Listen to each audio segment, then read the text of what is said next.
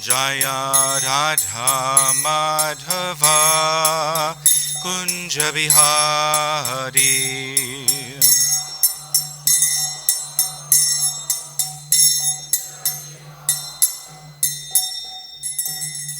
Jayam Vishnupad Paramahamsa Parivrajagacharya Stotra Satta Shishmara's Divine Grace Srila Bhaktivedanta Swami Srila Prabhupada Ki Jayam Vishnupad Paramahamsa Parivrajagacharya Stotra Satta Shishmara's Divine Grace Srila Bhakti Siddhanta Saraswati Goswami Maharaj Ki Jai Prem se kaho Shri Krishna Chaitanya Prabhu Nityananda Shri Dvaita Gadadhara Shri Vasadi Gauda Bhaktivedanta Ki Jai Nitai Gaud Premanande Hari Hari Bo. All glory to some devotees.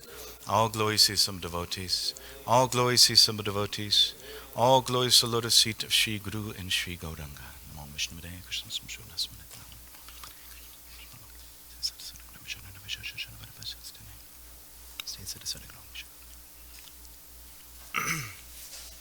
Om Namo Bhagavate Vasudevaya. Om Namo Bhagavate Vasudevaya. So today we'll be reading from Canto 1, Chapter 1, Text 2. Dharma projita kaita botra paramo nirmatsadanam satam. Just read it yourself. Okay, thank you. You'll just read it yourself. Okay, I'll just read it myself. Dharma projita kaita botra paramo nirmatsadanam satam vedyam vatsavam atravastu shivadam tapatrayon mulanam Srimad Bhagavate Mahamune Krite Kimva Padayit Ishvaraha Sadhyo Hridyavadudhyatetra Kritibhi Shrushu Shribhi Stakshanat. So we'll go through the word for word. Dharma, religiosity. Projita, completely rejected.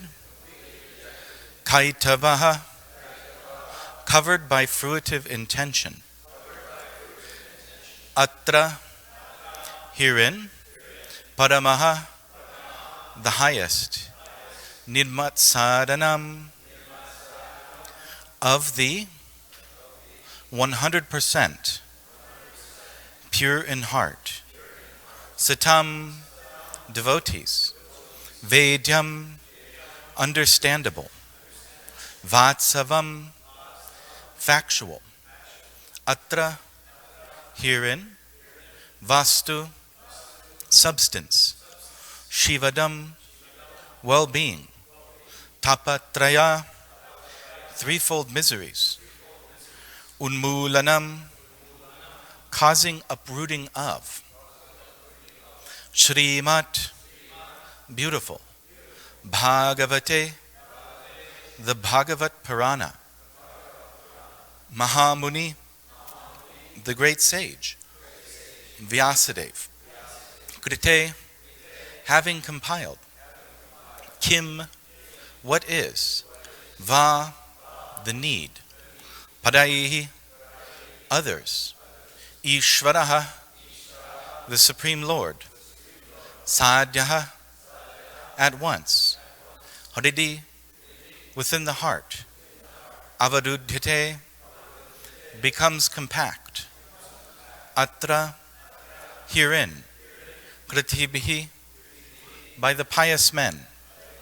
Shushrushubihi, by culture.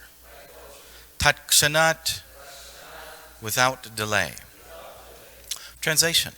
Completely rejecting all religious activities which are materially motivated, this Bhagavat Purana propounds the highest truth, which is understandable by those who are fully pure in heart. The highest truth is reality distinguished from illusion for the welfare of all. Such truth uproots the threefold miseries. This beautiful Bhagavatam, compiled by the great sage Vyasadeva in his maturity, is sufficient in itself for God realization. What is the need for any other scripture? As soon as one attentively and submissively hears the message of Bhagavatam by this culture of knowledge, the Supreme Lord is established within his heart.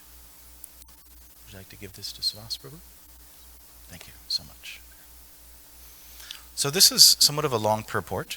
but it's not as long as the previous verse, so I'll just read it all. Purport by Srila Prabhupada. Religion includes 4 primary subjects, namely pious activities, economic development, satisfaction of the senses, and finally liberation from material bondage. Irreligious life is a barbarous condition. Indeed, human life begins when religion begins. Eating, sleeping, fearing, and mating are the 4 principles of animal life. These are common both to animals and to human beings, but religion is the extra function of the human being. Without religion, human life is no better than animal life. Therefore, in human society, there is some form of religion which aims at self-realization and which makes reference to man's eternal relationship with God. In the lower stages of human civilization, there is always competition to lord it over the material nature, or, in other words, there is a continuous rivalry to satisfy the senses. Driven by such consciousness, man turns to religion. He thus performs pious activities or religious functions in order to gain something material. But if such material gains are obtainable in other ways, then so-called religion is neglected. This is the situation in modern civilization. Man is thriving economically, so at present he is not very interested in religion. Churches, mosques, or temples are now practically vacant. Men are more interested in factories, shops, and cinemas than in religious places which were erected by their forefathers. This practically proves that religion is performed for some economic gains. Economic gains are needed for sense gratification. Often when one is baffled in the pursuit of sense gratification, he takes to salvation and tries to become one with the Supreme Lord. Consequently, all these states are simply different types of sense gratification. In the Vedas, the above-mentioned 4 activities are prescribed in the regulative way so that there will not be any undue competition for sense gratification. But Srimad Bhagavatam is transcendental to all these sense gratificatory activities. It is purely transcendental literature which can be understood only by the pure devotees of the Lord who are transcendental to competitive sense gratification. In the material world, there is keen competition between animal and animal, man and man, community and community, nation and nation. But the devotees of the Lord rise above such competitions. They do not compete with the materialist because they are on the path back to Godhead, where life is eternal and blissful. Such transcendentalists are non-envious and pure in heart. In the material world, everyone is envious of everyone else, and therefore there is competition. But the transcendental devotees of the Lord are not only free from material envy, but are well-wishers to everyone, and they strive to establish a competitionless society with God in the center. The contemporary socialists' conception of a competitionless society is artificial because in the socialist state there is competition for the post of dictator. From the point of view of the Vedas, or from the point of view of common human activities, sense gratification is the basis of material life. There are 3 paths mentioned in the Vedas. One involves fruitive activities to gain promotion to the better planets. Another involves worshipping different demigods for promotion to the planets of the demigods. And another involves realizing the absolute truth and his impersonal feature and becoming one with him. The impersonal aspect of the absolute truth is not the highest. Above the impersonal feature is the Paramatma feature, and above this is the personal feature of the absolute truth, or Bhagavan. Srimad Bhagavatam gives information about the absolute truth and his personal feature. It is higher than the impersonal literature and higher than the Jnanakand division of the Vedas.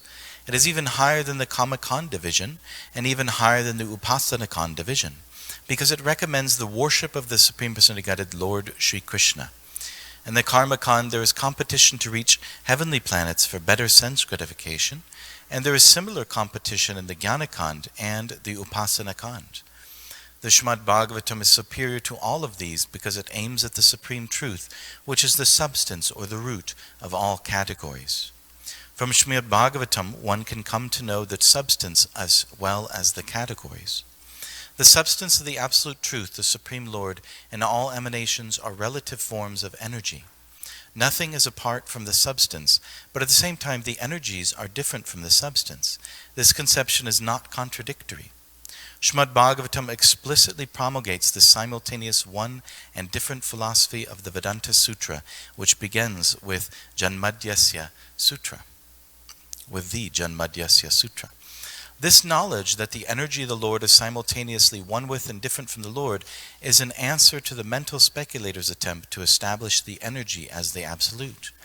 When this knowledge is factually understood, one sees the conceptions of monism and dualism to be imperfect. Development of this transcendental consciousness, grounded in the conception of simultaneously one and different, leads one immediately to the stage of freedom from the threefold miseries.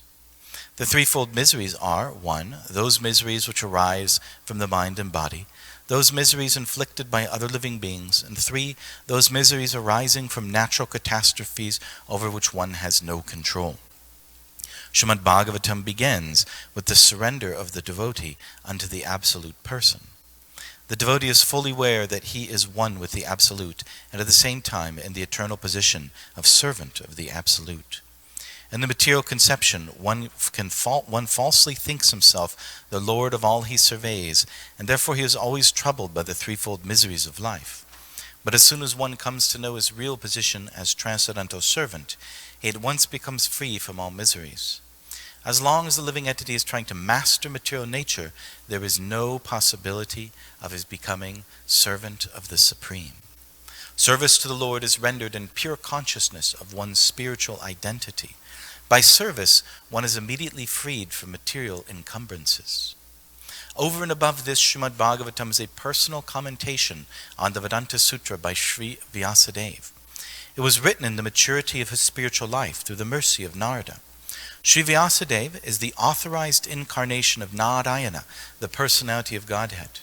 Therefore, there is no question as to his authority. He is the author of all other Vedic literatures, yet he recommends the study of Srimad Bhagavatam above all others. In the Puranas, there are different methods set forth by which one can worship the demigods, but in the Bhagavatam, only the Supreme Lord is mentioned. The Supreme Lord is the total body, and the demigods the different parts of that body. Consequently, by worshipping the Supreme Lord, one does not need to worship the demigods. The Supreme Lord becomes fixed in the heart of the devotee immediately. Lord Chaitanya Mahaprabhu has recommended the Srimad Bhagavatam as the spotless Purana and distinguishes it from all other Puranas. The proper method for receiving this transcendental message is to hear it submissively. A challenging attitude cannot help one realize this transcendental message. One particular word here used herein for proper guidance, this word is shushushu. One must be anxious to hear this transcendental message. The desire to sincerely hear is the first qualification. Less fortunate persons are not at all interested in hearing this Srimad Bhagavatam. The process is simple, but the application is difficult. Unfortunate people find enough time to hear idle social and political conversations, but when invited to attend a meeting of devotees to hear Srimad Bhagavatam, they suddenly become reluctant, or they indulge in hearing the portion of the Bhagavatam they are unfit to hear. Sometimes professional readers of the Bhagavatam immediately plunge into the confidential topics of the pastimes of the Supreme Lord, which are interpreted as sex literature. Srimad Bhagavatam is meant to be heard from the beginning. Those who are fit to assimilate this work are mentioned in this shloka. One becomes qualified to hear Srimad Bhagavatam after many pious deeds. The intelligent person with thoughtful discretion can be assured by the great sage Vyasadeva that he can realize the Supreme Personality of Godhead directly by hearing Srimad Bhagavatam. Without undergoing the different stages of realization set forth in the Vedas, one can be lifted immediately to the position of Paramahamsa simply by agreeing to receive this message. Om Agyantimirandhasya Gananjana Shalakaya Chakshununmalitam Yena Tasmai Shri Gurave Namaha Shri Chaitanya Manobhishtam Stapitam Yena Bhutale Svayam Rupakadamayam Dadati Svapadantikam Vandeham Shri Gudo Shri Utapatakamalam Shri Gudun Vaishnavamscha Shri Dhupam Sagrajatam Sahaganadaganatan Tam Sajivam Sadvaitam Savadhutam Brijana Sahitam Krishna Chaitanya Devam Shri Radha Krishna Padan Sahagana Lalita Shri Vashakanvatamscha. Hey Krishna Kuruna Sandho Dinabandhu Jagatpate Gopesha Gopika Kanta Radha Kanta Namostite Tapta Kanchana Godangi Dadhe Brandavaneshwari Vrishabhanu Sate Devi Pranamami Hari Priye Vanchakalpadubhyascha Kripa Sindhubhya Evacha Patitanam Pavanebhyo Vaishnavebhyo Namo Namaha. Jai Shri Krishna Chaitanya Prabhu Nityananda Shri Advaita Gadadhara Srivasari Gauda Bhaktavrinda. Hare Krishna Krishna Krishna Hare Hare Hare Rama Rama Rama Hare Hare. So these very beautiful verses in this beginning section of the Bhagavatam are introducing us to this great transcendental literature. And what we're hearing is that this literature is the topmost literature within the Vedas. Srila Prabhupada in his purport goes through in great detail essentially what is the Bhagavatam and why it is so great and what are the qualifications to understand it. So I wanted to kind of mention that the Bhagavatam itself, within the whole practice of Krishna consciousness, which is very rich, there's 64 items of devotional service, there's practically unlimited ways to engage our mind and senses by the mercy of Guru in Krishna's service. Yes? So, but among them, you see the Srimad Bhagavatam is almost like its own path, the Bhagavat Marg. You'll see many great sages in history, including Shukadev Goswami and Maharaj Parikshit, the sages of Naimisharanya, right, and Shaunaka Rishi. They engaged in this hearing and chanting of Bhagavatam. So hearing and chanting of Bhagavatam itself is like sort of a path within the path of devotional service. But it's a very exalted path. It's a very high path. And of course, Srila Prabhupada has prescribed for us to participate in this every day. Yeah, the Srimad Bhagavatam class is actually a portion of this Bhagavat Marg.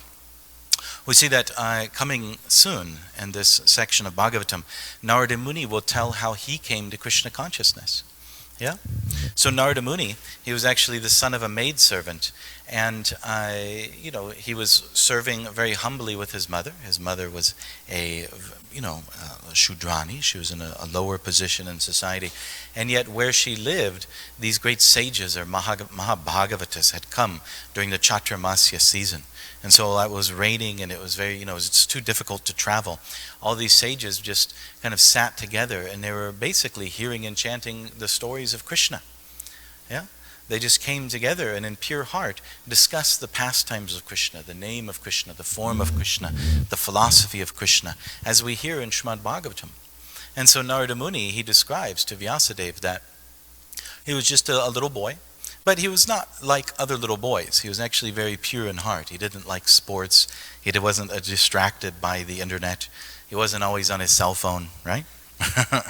He wasn't constantly playing, Angry Birds or something like that. Yeah. So Narada Muni was a very well-behaved young boy, and he was very respectful of seniors. Yeah, and he was very sober. And so he was sitting down, essentially, while his mother was serving, he's sitting there listening to them talk about Krishna. And then one day something amazing happened, and he said it only happened once, is that they gave him their Mahaprasad. So they started to be very merciful. So he got a Maha plate full of all their remnants, yeah? And so he's eating. Imagine you have like 10 Srila Prabhupads, that come together and come to your house, or, say you live in a farm or something like that, and they're there for 4 months, 10 Srila Prabhupads, just talking and chanting and glorifying Krishna all day. And then you start to eat their remnants. You're a small child. And so just from eating those remnants, all of a sudden, and he was attracted before, he was very humble and gentle, but now he developed a very strong attraction to hearing about Krishna. He became very attracted to these Mahabhagavatas. He began to see their glories, essentially, by being purified. And he began to hear from them day and night. And he entered into this Bhagavat Marg. He entered into this path of hearing and chanting about Krishna very seriously. And he describes, Shrinvatam Svakata Krishna Punya Shravana Kirtana Hridyantasto Yabhadrani, all the abhadranis, all the nasty things in our heart, all of our lust, our greed, our anger, just by hearing Bhagavatam alone, that's sufficient enough to drive all of that away. It's very powerful. If you hear Bhagavatam, it has the power to elevate you not just to the mode of goodness, right? Rajas tamas tamo iti, right? It not only has the power to destroy rajas and tamas and elevate you, naishtika bhavati bhakti, right? To elevate you into the stage of fixed devotional service. But from there, if you just hear and chant the Srimad Bhagavatam, this amazing book which we've just begun, right? This particular literature, we have to understand this isn't like any other book. This book is the king of all the Vedic literatures. It's sitting on the top. So you have the entire Vedas, you have the Vedanta Sutra, the Upanishads, everything. It's gradually massing, and this right here is the crowning jewel on the pyramid, right? It's the shining, beautiful light, which is the mature fruit of all Vedic wisdom. Yeah, in this particular book, Srila Vyasadeva reaches his culmination. This is his masterpiece, you might say. Like you have, Da Vinci or something like that, or Michelangelo, or somebody paints the Mona Lisa, and that's what they're famous for. That's what all of their work has finally reached that culmination. It's where they put the full force of their artistry, the full force of their practice, the full force of their realization. Everything goes into that. This is Srila Vyasadeva put himself into this book and put his full realization of bhakti. And not only that, it's specifically meant for the age of Kali, to be like a shining light, like a beacon, to essentially light up the entire age of Kali. And Srila Prabhupada and the line of the Acharyas has given us this tremendous book exactly for that purpose, to share with the entire world, to essentially become instruments of this Bhagavatam by serving the Mahabhagavatas. Right? To become qualified as a mouthpiece for this literature, to let the light of this literature shine through us, through our mouth, through our activities, through our consciousness, through our service, through everything we do, that we become a Bhagavata ourselves. And then through the mercy of this particular literature, the mercy of the spiritual master, then we can become a shining light to the world and essentially give light to this disturbing, disgusting age of Kali. All the quarrel, all the nastiness, all the ugliness, all the envy. We can actually push that back. Because as Prabhupada said in this purport, this Bhagavatam, it's meant for the Paramahamsas, the Nimatsadanam, right? The non-envious. But it also gives you the capacity to be non-envious. Right? You may not be a Paramahamsa, but simply by hearing the Srimad Bhagavatam, it'll turn you into a Paramahamsa. It'll blast apart all the envy and the ignorance and the quarrel within you. So this is an extremely powerful literature. This is the perfection of the Vedas right here. And so we've just begun. And so Srila Narada Muni, as a young boy, he's hearing this and chanting this, and he's moving past even the mode of goodness into transcendental consciousness. Yeah? And then when the Mahabhagavatas, when they all got up and left because the rainy season was over, then they sat him down and they gave him transcendental instruction, how to serve the Supreme Lord and make the Supreme Lord the center of your life, how to drop everything and essentially become fully focused on the Supreme Lord Sri Krishna. And he did that, and that's essentially how he became Narada Muni. Then it describes he himself became a Mahabhagavata, walking through the world, giving Krishna consciousness, right? Passing through the mountains and rivers and lakes and caves, and eventually attaining the full status of who he is. And also we can see the Bhagavatam in that particular angle as well. This is Narada Muni's gift to us as well, right? He's the spiritual master of Srila Vyasadeva. He's the one that clarified the path of bhakti, or rather assisted Vyasadeva in understanding how to put the path of bhakti at the very center of the Vedic literature. And that's what this Bhagavatam is. It's the influence of Srila Narada Muni. So we ourselves are, in a sense, participating in that same practice by the mercy of Srila Prabhupada and the Guru Parampara. This beautiful verse here in the Bhagavatam, Idam hi pumsas tapata shutasya va svistasya suktasya chabuddhidhatayoho avichuto rita kavibhir nidupito yad uttama shloka gunanuvarnanam. Narada Muni says, learned circles have positively concluded that the infallible purpose of the advancement of knowledge, namely austerities, study of the Vedas, sacrifice, chanting of the hymns, and charity, culminates in the transcendental descriptions of the Lord, who's defined in choice poetry. So this Uttama Shloka, Gunanuvarnanam, the description of Krishna's qualities and glories that's in this Bhagavatam, this is the perfection of all spiritual practice. Like you're trying to understand what is the goal of it all. What do we actually attain in the end? Just like people ask Srila Prabhupada, why you chant Hare Krishna? What do you get from it? And Prabhupada said, we get more chanting of Hare Krishna, right? You chant Hare Krishna so that you can chant Hare Krishna. So similarly, the goal of everything is this Uttama Shloka Gunana Varnanam. Picture yourself, right? You know who you are. Picture yourself at the highest point of realization. What can you attain? Where will you be? What will you look like? Nimai Prabhu. What will Nimai Prabhu look like? Well, in his perfection, he'll be sitting and chanting and hearing about Krishna constantly.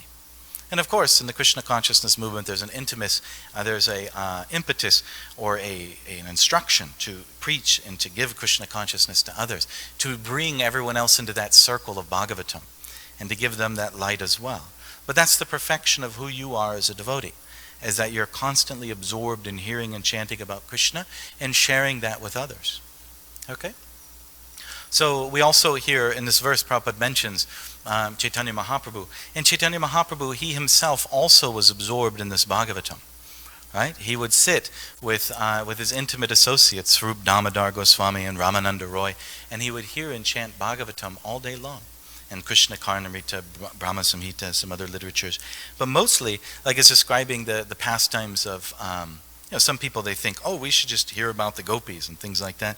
Chaitanya Mahaprabhu himself is in the highest level of Krishna consciousness, beyond even what a human being can understand. And yet, he would hear the pastimes of Prahlad Maharaj again and again and again, right? Lord Chaitanya Mahaprabhu was immersed in this entire Bhagavatam from the beginning to the end, hearing and chanting with his intimate associates. And Prabhupada mentions here that Chaitanya Mahaprabhu, he had called it the Amala Purana.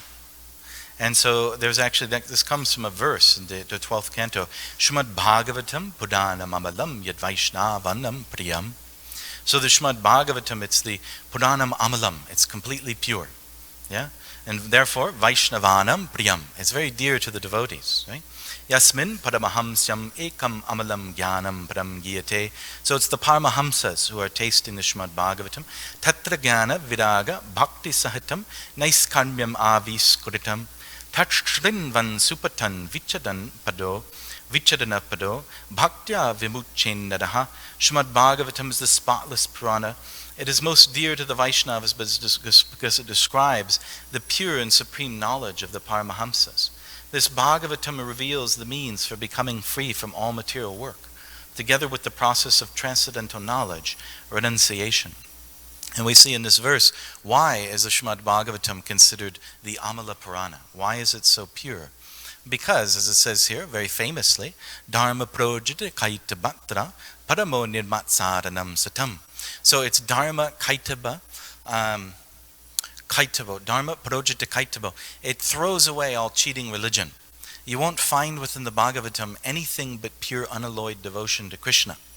Prabhupada actually makes this clear in one purport in the Chaitanya Charitamrita. Prabhupada says, although Srimad Bhagavatam is counted among the Puranas, it is called the spotless Purana because it does not discuss anything material. It is liked by transcendental Vaishnava devotees. The subject matter is found in Srimad Bhagavatam is meant for Paramahamsas. So this is a very interesting point, is that it's spotless because there's nothing in it material. It's not mixed with the mode of goodness or anything like that. It's just pure Krishna Katha. We see when Srila Vyasadeva, he wrote the Mahabharata, it's primarily about the Pandavas, and their activities. And then you find, in addition to that, there's other historical things and different things that are added. In fact, it became very voluminous. It's filled with all sorts of supplemental information. And you'll see that the topics of Krishna, or the point about the pure devotion of the Pandavas, it becomes less clear because of that. And therefore, Srila Vyasadeva was feeling dissatisfied. There was something in his heart that he wasn't happy with his work. And so Narada Muni had made it clear, because you didn't vividly enough describe the activities of Krishna. You didn't just make it purely about Krishna. Why don't you just take Krishna and put him in the center and just talk about Krishna, Krishna, Krishna, Krishna, right? Just talk about Krishna's pastimes. Talk about, the stealing of just like we see this beautiful song, the Nam Kirtan song, right? Every single line is simply glorifying Krishna as a different aspect of his leelas in Vrindavan. Yeah? And so why don't you just do that? Why don't you just glorify the beauty and the pastimes of Krishna? And so he did. And you'll see also in the Bhagavatam, you'll find, there's the discussion of the Pandavas, and they're just like Mahabharata. The first cantos of the Bhagavatam are dealing with the whole pastimes between Arjuna and Draupadi and Bhima and Krishna and, Queen Kunti and all these things. But you'll see there, it's very clear that the Pandavas are pure devotees of Krishna. You have the prayers of Queen Kunti. Everything is made very clear, the devotion of the Pandavas. And so another aspect of the Bhagavatam is it allows you to see clearly the rest of the Vedic literature. It allows you to understand the Mahabharata because you understand the devotional mentality of Queen Kunti. You understand the devotion of Arjuna. Right? So it gives you the devotional purport. It makes clear the very heart of all the other literatures that you read. It's like a light shining down on all the Vedas, right? Which allows you to understand the devotional purport to the Vedas. And that was actually, therefore it fulfills the true purpose of Vyasadeva in writing them. That's why it says in this particular verse that, Mahamuni Krite, it's Vyasadeva in his maturity. It's Vyasadeva sort of coming to the full purpose of his work. Does that make sense? So this beautiful Bhagavatam, it's Dharma Kaita Atana. It's pure. It's throwing out all cheating dharmas. And Prabhupada mentions in the purport, people have a tendency to approach religion simply for economic development, simply for material gain. You see, material life sucks, to be quite frank. It's very, very difficult, and it's a great struggle. And have you noticed? And so it's constantly like you're just, it's almost like you're pushing forward against a storm and you're getting struck by lightning bolts and thunder and hail and everything's just smashing against you. And it's practically impossible it is impossible to be successful in material life. That's the whole purpose of material existence, is it cheats you. It shows you that you can't do this. You're stubborn. You're like a bull pushing forward. No, I'm the enjoyer. I'll make it work. I'll struggle. I'll get it done. Somehow or other. I'm different from everyone else. Let them all fail. Me, I'll succeed, right? I have the qualities to push forward and become successful in enjoying material nature. Nope, material nature, bam, will hit you so hard that your arm is missing, your leg is missing. By the end, towards life, you're just like crawling forward on your chin like a worm, please help. And eventually you'll come to the point where you're just saying, please, Krishna, please, I surrender. I give up all my pride. I give up all my illusion. But the problem is that sometimes people are a tiny bit materially successful. Like you see in modern society, there's technology, there's, all these different things where people begin to feel, there's a chance, there's hope, right? They have faith. There's a hope material life will work, even though they're getting bludgeoned over the head severely. Still, there's a glimmer of hope in their eyes. We can do it. We're doing it, right? We may not be perfect, but we're better than you, something like that, right? And therefore, materialists will turn away from religion. But generally, materialists, when things are not going very well, when there's poverty, when there's disease, when there's war, when there's then they direct their material desires towards God, right? Oh my gosh, there's no hope to enjoy, We tried really hard, we struggled, we did this, we did that, the economy collapsed, there was an invasion, there was pestilence, there was war. What can we do? We can't enjoy. It's ridiculous. Right? It's absurd. There's no way I can enjoy. Please, God, please, you help me enjoy. Right? I now turn to you. You, as far as enjoying this world, you are our only hope. There's a desperation, and that's pious, right? Krishna mentions in the Bhagavad Gita, Udara sadhava evaiti, ganatatmaiva mevatam. So it is pious, but it's cheating. You're not supposed to go to Krishna to try to enjoy the material world. He arranged the material world to beat you over the head, right? He's the one who actually is making it frustrating ultimately. He's organized Maya to do that. And so, but nevertheless, people will then create religion, or rather pervert religion, with material desires. And so the Bhagavatam immediately from the very beginning, like a bunch of leaves, just blows it all away. There's nothing there but the Supreme Lord Krishna and unalloyed devotees. Savai mana Krishna padavindayo vachamsi vaikuna gunanu. They're just simply offering their obeisances to Krishna, putting their mind upon Krishna, worshipping Krishna again and again and again. I've heard Dravida Prabhu giving class before, right here. He was mentioning it's like an opera, and there's these arayas where, it's telling the stories of Krishna, and then the devotee will burst into prayer, and it'll be like 30 or 40 verses, of prayers. But, how many of us really, I think speaking for myself, appreciate those prayers, right? Like, at least myself, after like the fifth verse, I'm like, you are the Lord beyond material nature, not attracted. Why am I not attracted? Why is it not interesting to me? Because it's for Paramahamsas, right? It's for those who are near Matsaranam. And so Prabhupada mentions in the purport, and I've kind of like read through and distilled it, there's sort of two types of envy that Prabhupada's talking about. And when you have this matsuru, when you have this envy in your heart, you cannot really appreciate Bhagavatam. You can't just simply be satisfied with Bhagavatam. As long as there's envy in the heart, you'll want to hear other things. I read Bhagavatam for 20 minutes. Let me go read the news. Let me go find out what's happening with President Trump or something like that, right? Some delicious Gramya Katha, something to satisfy, right? And, now I got to go read Bhagavatam again, grumble through 10 minutes of Bhagavatam. Now it's time for YouTube, or something like that, right? So there must be some other form of katha, because why are we not satisfied just with Krishna? Why can't we sit and hear Bhagavatam 24 hours? Of course, Srila Prabhupada could, right? Prabhupada would have devotees read Krishna book to him. He wrote it, right? Prabhupada wrote it, and yet he's satisfied to hear it, because he has a certain taste. Why? Nirmatsaranam. There's no envy. And so we have this envy in our heart which blocks us. And Prabhupada mentions here, first you have envy of the Supreme Lord. And you have to see that you're Krishna's eternal servant. You see, we are Krishna's eternal servant. This is the transcendental knowledge spoken of in the Bhagavad Gita. That is our true position. We're not the body, right? Ashochanam vashochastvam. We're not the material body. We're pure spirit soul. And what is the nature of that soul? We're Krishna's eternal servant. In fact, Prabhupada mentions we're the servant of Krishna. And so we're supposed to be in this great mood of humility. In other words, we're not supposed to lose consciousness of that. We're supposed to remember that all day long. Right? We're supposed to be constantly thinking of ourselves, I'm Krishna's servant. All day long, we're supposed to be conscious of that and acting in that consciousness. And when we're not, then we desire to dominate material nature. You see? Why do we forget that? Because we become overwhelmed with the desire to dominate. We're looking at the material nature for our enjoyment. And we're forgetting our position as Krishna's servant. And so that envy towards Krishna, that matsara, that envy towards Krishna, to forget that we're his servant and to start meditating on material nature as for our enjoyment. That sort of takes us over.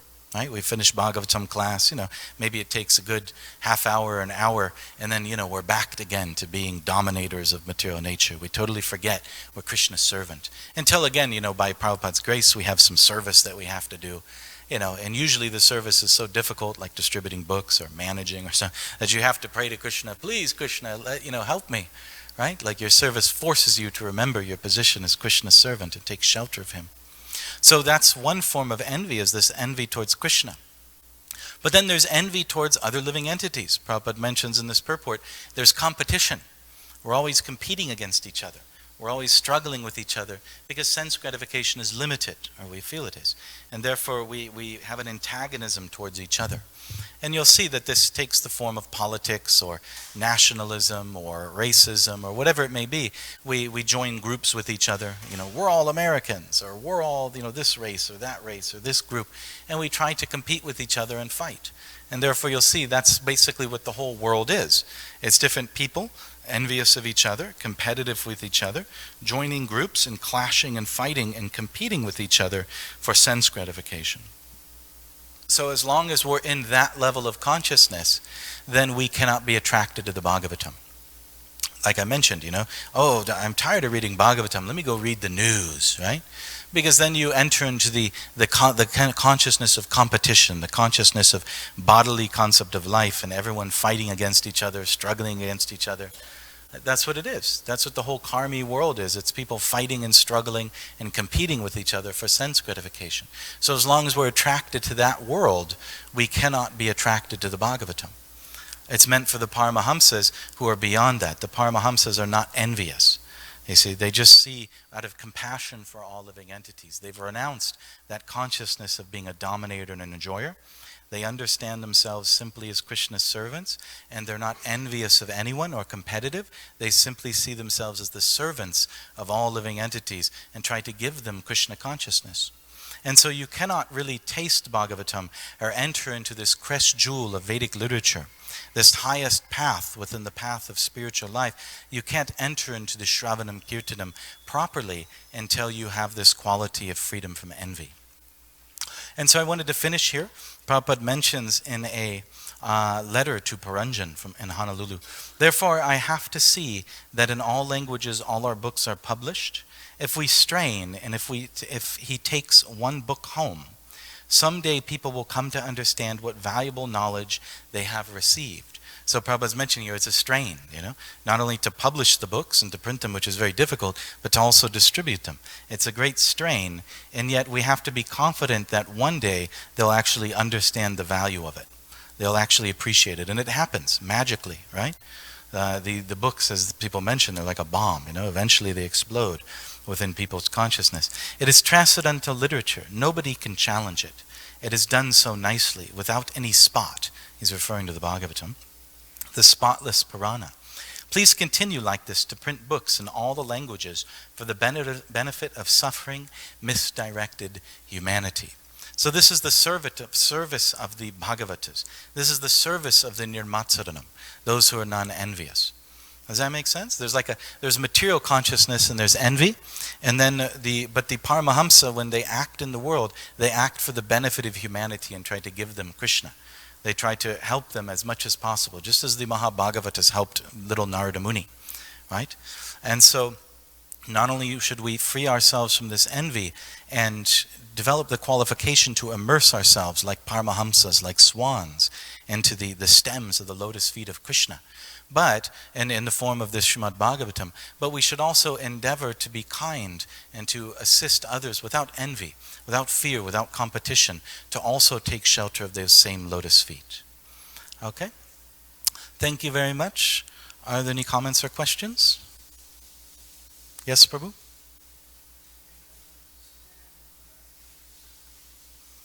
Okay, thank you. Brigupati Prabhu, you had something?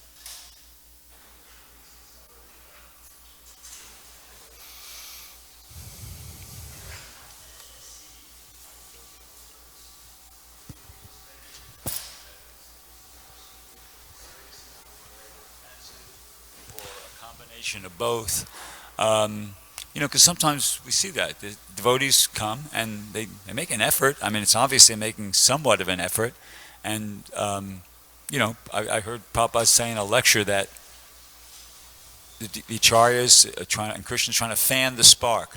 So it seems like there's a willingness or a desire on the part of the acharyas and Krishna if somebody is making somewhat of an effort, they want to fan the spark, and you think they would get encouraged and want to, they'd be encouraged from within by Krishna's super soul, and they'd want to continue.